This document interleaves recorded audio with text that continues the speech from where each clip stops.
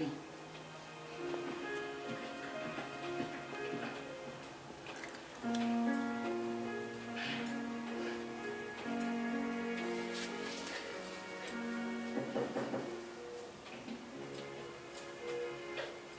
Jak se cítíš? Nechtěli mě sem připustit. Držel si v ruce, když jsme tě našli. Četla jsem ji na škole. Chtěla jsem si ji jenom připomenout. Je to o lásce. Možná bychom ji mohli dočíst spolu. Mně to dítě nevadí. A nikdy se tě nebudu ptát, čí jestli ho. To miminko je pryč. Já jsem si to chtěla jenom vyzkoušet. Co na to máš na těch nevěrách? Ani nevím, jak se ten chlap jmenoval. Líbo, já to nechci slyšet.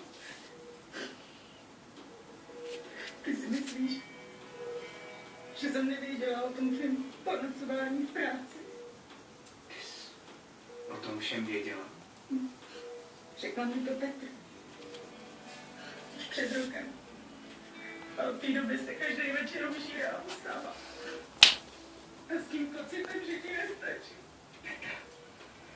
Proč? Už nemohla sníst všechny ty další. Spáchala jsem kvůli tobě hřích, se kterým se jim bojím vyspovídat. A teď, když to vypadalo, že na tom všem bude něco dobrýho, tak... Už tě nechci nikdy vidět. Nemůžu se na tebe ani podívat.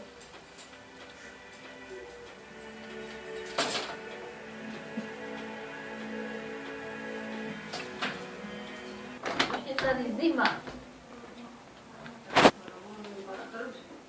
Ty pojď, Ťapinko, pojď, já ti tam nechám, pojď, Ťapinko.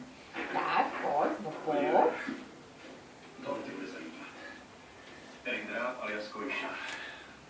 Jo, přesně, jeden z těch hárečků. Podval se s někým? S Markem? No, to jsou když...